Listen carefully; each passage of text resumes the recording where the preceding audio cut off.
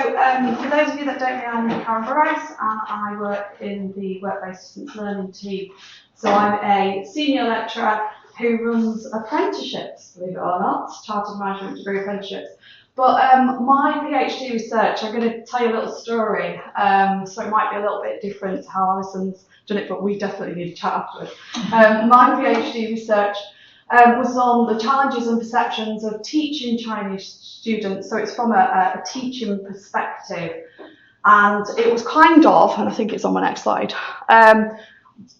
born from teaching Chinese students at the very start of my teaching career, which was around 2006, 2007. And I worked for a further and higher education college, and we was one of the first university centres that had like connections with a Chinese university called Geely University, and they would send over large groups of Chinese students that would APEL straight on to level 5, so straight into year 2, and they'd come over with, because we were a college, maybe it's a little bit naughty, but we got around the IELTS scores and they weren't perhaps as high as they should have been, and they were potentially something like 4.5, 5.5. So they were very low, and they would come over because it was done in partnership with Hull University, and it was kind of a way round the Chinese students being able to come across without the higher IELTS scores, simply because they were getting a University of Hull degree via Grimsby Institute, simply because the Chinese government, as I don't know if you guys are aware, will only send them to certain types of universities, and that was the ruling at the time. So this was quite a long time ago. Things have changed since, and the university soon cottoned on, and they kind of put barriers in place, and eventually those student cohorts sort of went. But I taught Chinese students this way for around, I don't know, 4 or 5 years maybe, and the first year that I ever got a group of Chinese students in the classroom, they brought me into the classroom. I was a very, very new teacher. I worked in industry, and we had a big lecture theatre with about 100 Chinese students all in front of me, and I literally walked in, and here's my first group. And I was a business economics tutor, and this was level 5, so they hadn't even had the underpinning economics, and economics is a pretty tough subject for a home student. So to actually then be faced with around 100 Chinese students all sat looking at me, and I was like, oh gosh. So I went in and thought, okay, I'll just teach this like any other group. But it soon became apparent that I couldn't, because the first thing they did, and I know they don't do this now, but the first thing they did was brought out these little machines, and all I could hear was this beeping. I get, turn around from your voice, that beeping. And they were trying to translate some of the words I was saying, because some of the words don't translate into the Chinese language. And the reason I knew that is because I don't speak Chinese, but I could kind of pick up the conversations I was having, because they were littered with English words that wouldn't translate. So I had to get these students through, no matter what, this module, and it became incredibly difficult. And obviously, all of my colleagues, we all went into the staff rooms afterwards, and everybody's having a good complaint about it and saying, how are we supposed to teach these students? They don't speak English. There was some, pretty heavy verbal responses to that. So I thought, well, they're just a student like any other. Let's figure it out. Let's find a way to actually teach these students effectively.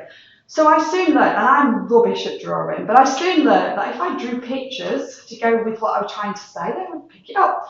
And if I tried to engage with them, so your idea of that relationship, if I built a relationship with them, I soon learned little tips and tricks about how I could actually get them engaged, and how I could actually get them speaking in class, engaged in class, and then passing and getting good grades. And so that's where my PhD came out. It became about how could I take what I'd learned in the classroom, the perceptions of the teachers that I worked with. So I went to quite a few higher education academy conferences. I was invited to a few, did a few conferences with them when they were quite big and there was a lot of funding involved, etc.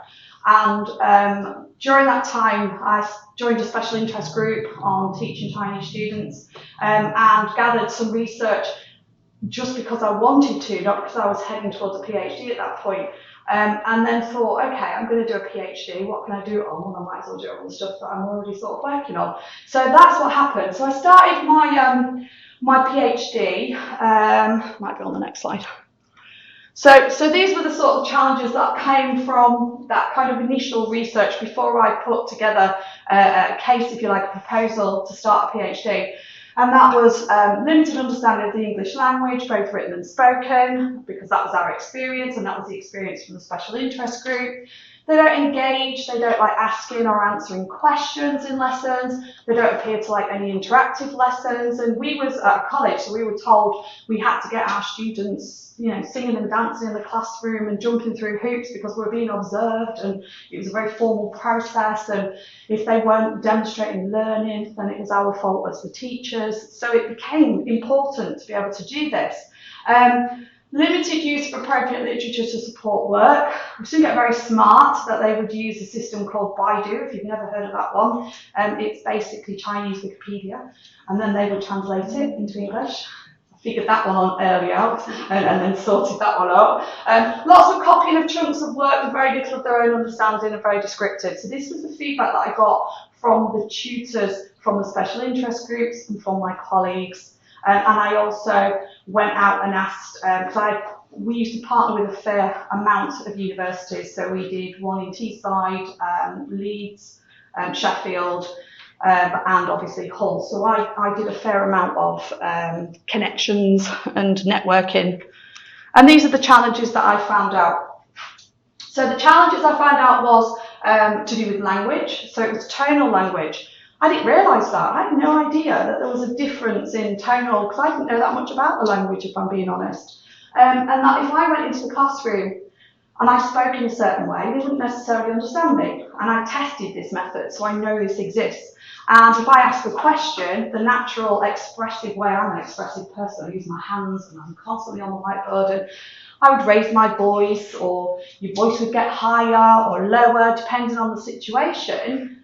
They don't understand that because it's tonal. So every time you put a different tone on an inflection on the language, it would change it. So I would have a lot of fun with the Chinese students, and I'd ask them questions, and I'd say, okay, do you understand this? And then they'd be trying to teach me some Chinese words back, and I couldn't quite get the clip sound to get it, so they would laugh because they find it really funny that I was trying to say hello, goodbye, and please come in. I know it's ni hao, jing lai, yeah, jing lai, yeah, and goodbye is like qian. Yeah, so I know a few phrases from the Chinese students, and they would laugh because I couldn't get the tone right, because I didn't have a short enough tongue, they used to tell me. And I also found out this broken English sound, you know, was not because they deliberately were doing that, it's because there's no plurals in the language. So, and then because of the nature of the sentence structure, it flipped the sentences round. So if you said it back to them with the same sort of broken English flipped sentence, and then you said it proper English way, they would understand you. So I kind of figured this out and thought, okay, this works, I'll try that. No plurals, and I tested this. So I put mice up on the board, not a clue. Mouse, mouses, they got that. So again, testing methods.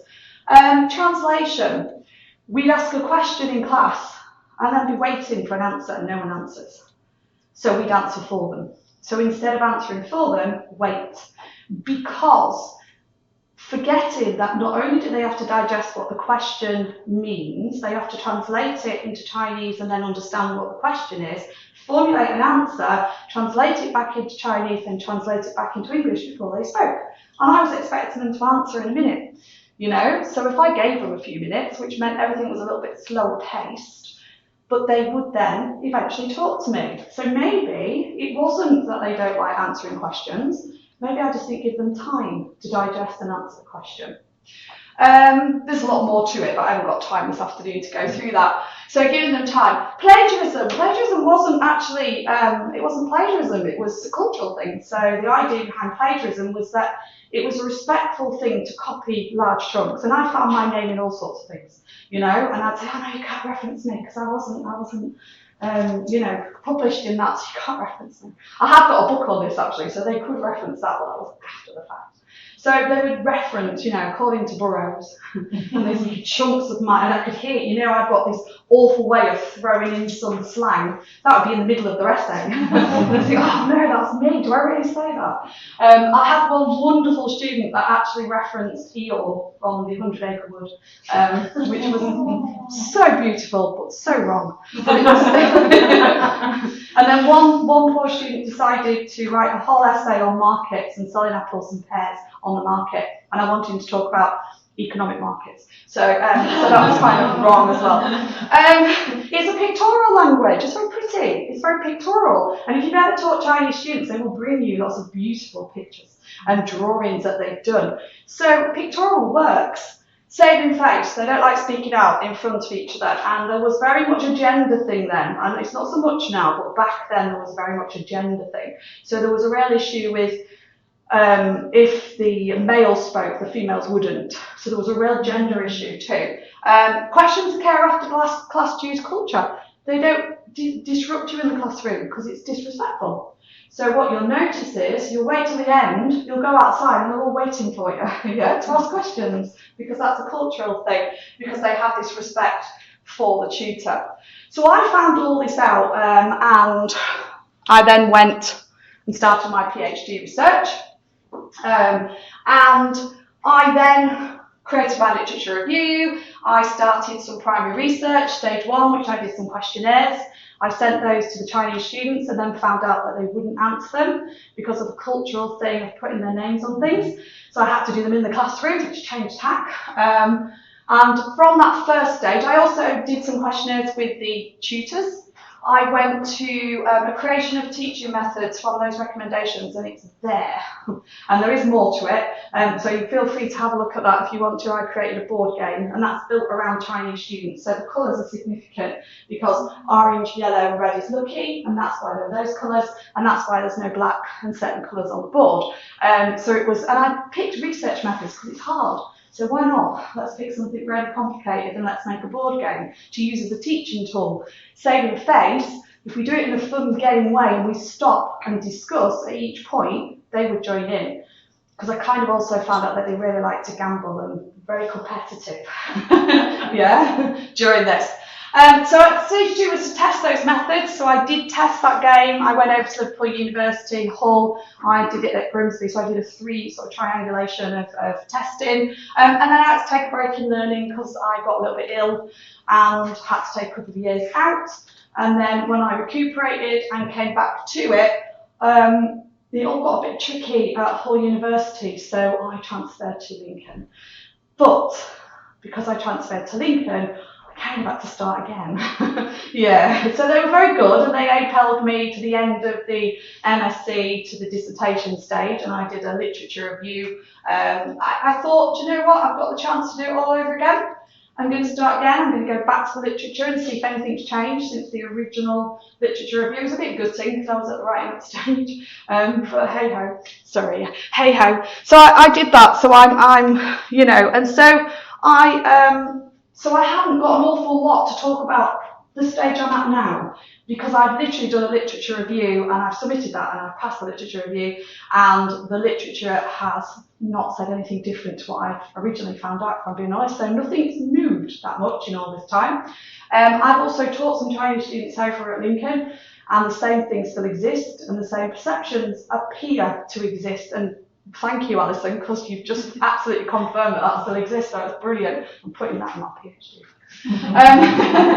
So I literally did 3 sets of activities from the first research, and I don't know if I'm going to do the same again. I can't tell you if that's going to be true, but I definitely still think there's some work in that board game that can be used going forward. So I think that's still something that's really useful. I did a worksheet which was like games and word games to try and get the words into their head so that they would get used to them, and it would be like a memorization game, because memorization is a cultural thing.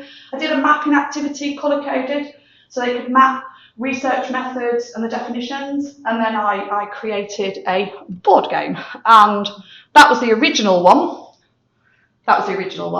That's the new funky version, which is washable, so you can put it in a tube and put it in a cupboard. Because that one got quite tatty because it was on a board. So that was the original one, and it didn't have like proper game things in, like moves and spaces, and you can steal cards from your friends. So I added that in as well.